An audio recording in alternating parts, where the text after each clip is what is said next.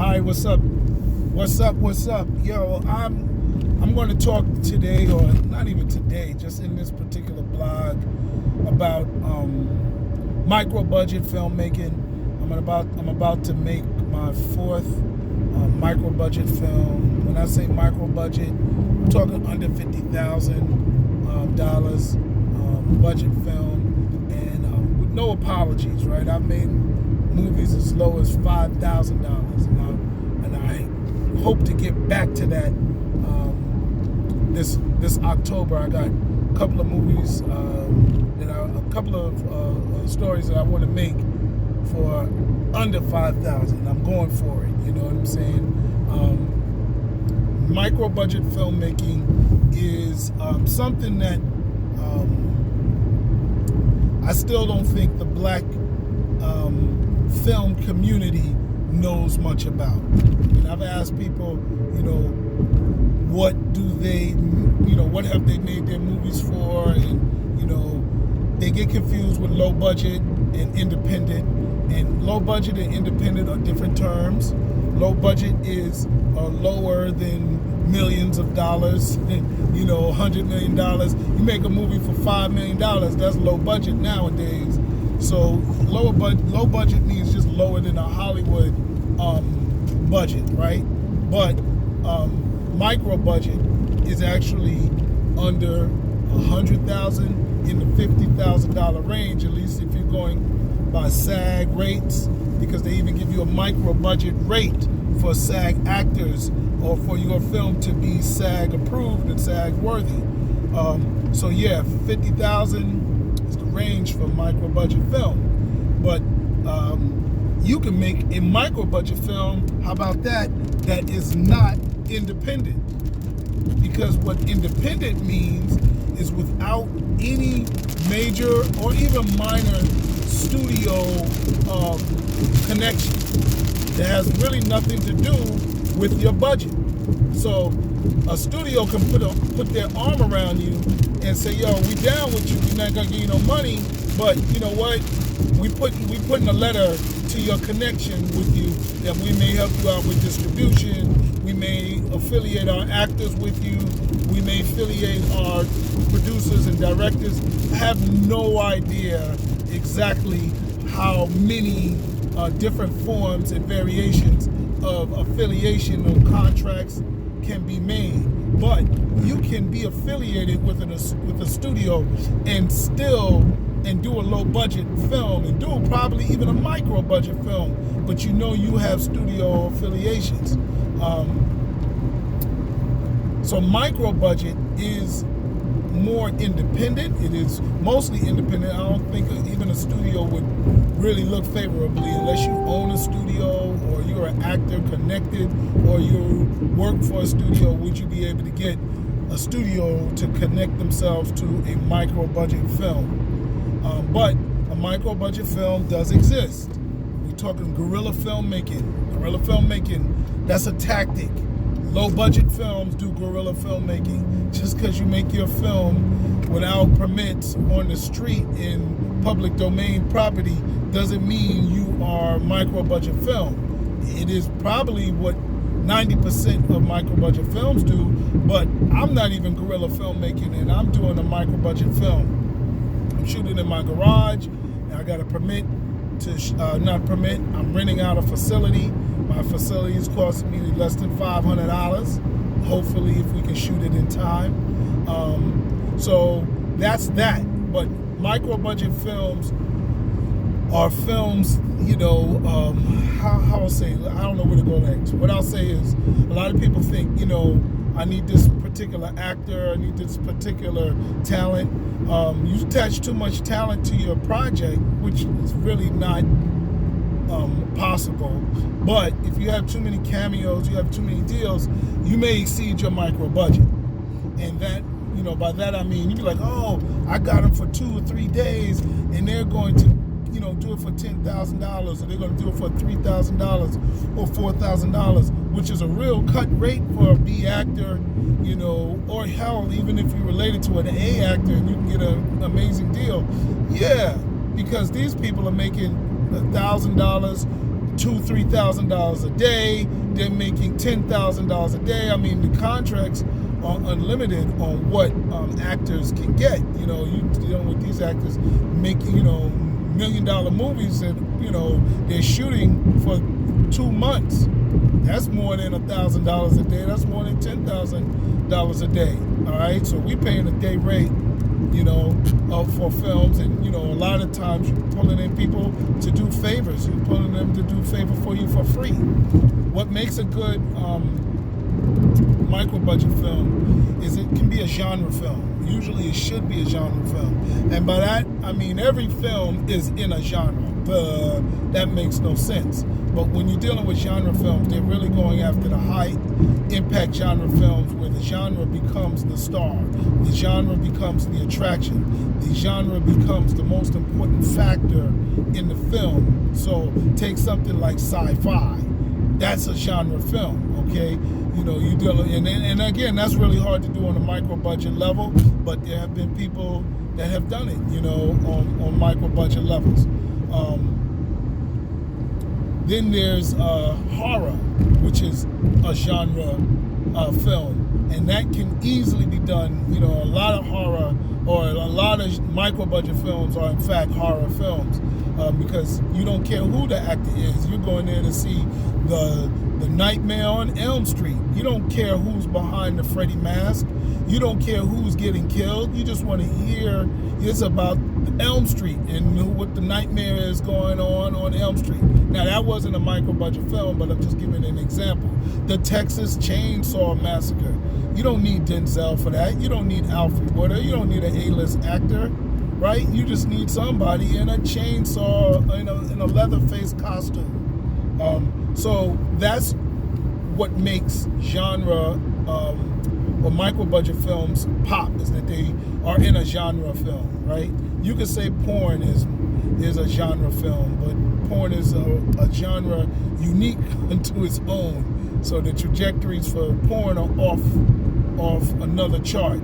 So we're not going to include it, but you're dealing with micro budgets right there, and that's a genre film. I don't make porn, but I know, you know, the process of filmmaking, and that's a micro budget film. You know, and they do some real, if you get into soft porn where it's just high level nudity and it may not be any visual penetration, you're dealing with serious micro budget films, and they also concept genre films, soft porn, you know.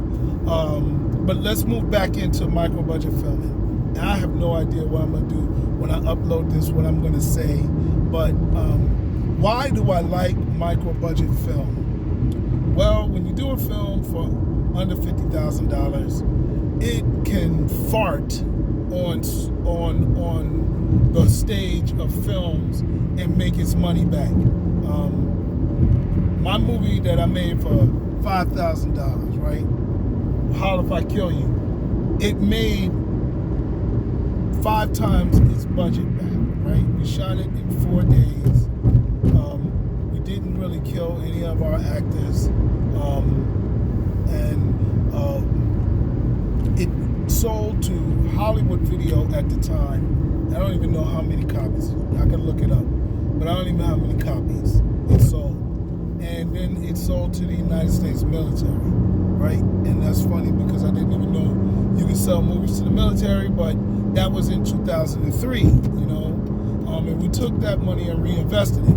But what I say is, I made all my money back. It took me 4 days. It may have taken me a month to write, but now I can write a level movie like that, my first movie, How If I Kill You, in a week. You know, I've written screenplays in a weekend where, you know, if my wife went away, I was able to write that whole weekend. I don't do that anymore, but that's possible, right? Because you're dealing with 75-minute, an hour and 15 minutes, 90-minute film, you know, an hour and a half. It's not that long to write. You're not writing epics. But that's what I like about it. The risk is low and the yield is very high. My movie Gold Digger Killer was under $50,000 in production. It grossed over $250,000, right? That's amazing. Now, I got burnt on the deal. Not gonna mention the company. I should put them out there like that. But if you look on the DVD cover, you'll see the name of the company. It wasn't almost said the name. It wasn't Warner Brothers, but it was another company, and they filed for bankruptcy after I got my first payment of like $1,000, right? So, but the film sold to Walmart, Best Buy, Circuit City. It showed on Netflix. This was in 2007, and it even did Blockbuster, right? Blockbuster online, when Blockbuster had that, and when Blockbuster was around. Now, I say all that to say, it made its money looped it back if I had a better distribution company. And people may say, oh, well, you talk about something you ain't never make, my man. You know, you talk about something you ain't really do. You talk about something ain't really happen. And I'm saying, whoa, pump the brakes. It did happen. I seen the finish line. You know, it's just a series of unfortunate events that blocked it out. But the avenues are still there. And my movie Gold Digger Killer actually got bootlegged. People were showing it in bars, and they were selling the DVDs. Not everywhere, but that's how it went, you know. And I never got a bootleg copy, so I don't know if they had the artwork. I don't know how it got out. But it still got picked up, and it still reached everybody. So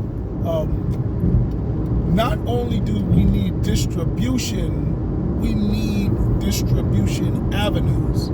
So distribution is the process of getting you to the avenues to make your money back.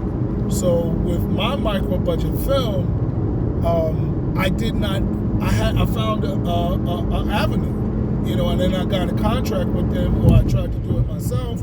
Those are two different things. But we didn't even have an avenue for a while because streaming services were being hacked. People weren't always buying stuff. Now, you know, with YouTube, you can put your movie up there on YouTube, and people can buy it for $1. But it can go viral. And imagine if you got 20,000 hits, right? People buying it, that's $20,000. Or you get, it goes real viral and you get 1 million. People is buying it for $1. People have no problem buying movies for $1. So you can put your movie up there for $1 or something like that, low end cost. You still can sell movies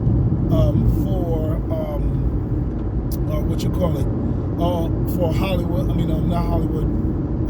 Walmart. Walmart has a whole rack. I put it up on my Facebook and Instagram all the time when I go to Walmart and take pictures of the different companies, ITN and Echo Bridge. These are distributors that have movies in Walmart all the time. Walmart's paying whatever they pay for them. It could be 50% off the cover price.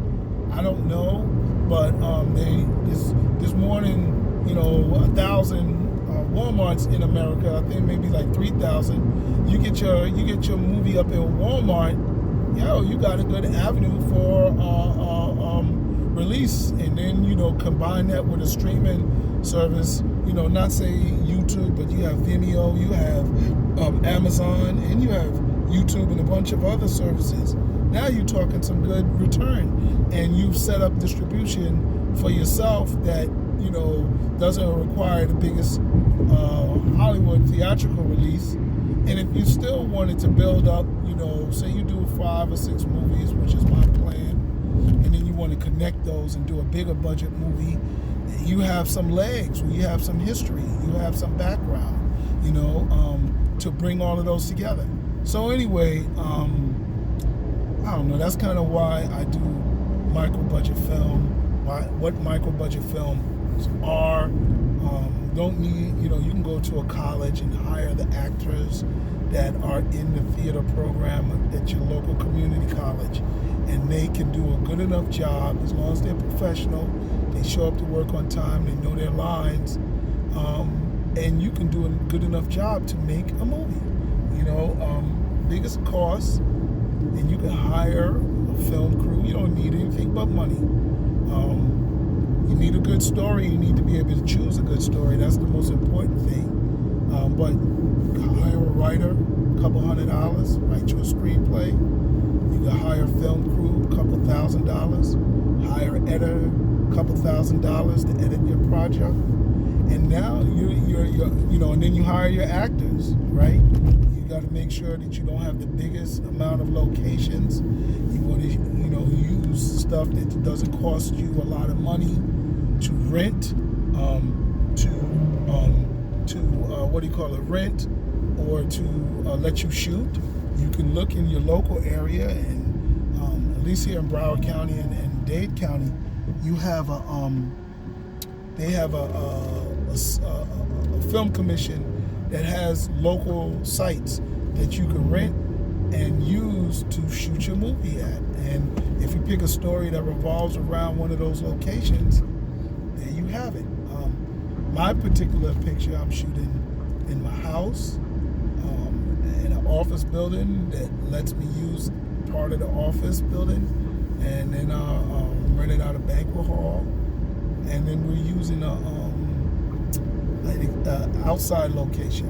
So we're doing a lot of exterior shots. So it's really cool.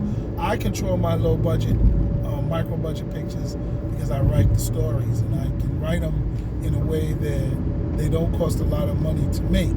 However, even if you do not write your story and you have to modify it, it's called adaptations. And every story has an adaptation. So you can do a film adaptation, a micro budget adaptation of a bigger picture. When you see these fan films, you see a fan film of Star Wars, a fan film of Blade, fan film of Wolverine. Those are all micro budget adaptations or renditions. The problem with those is they can't really be sold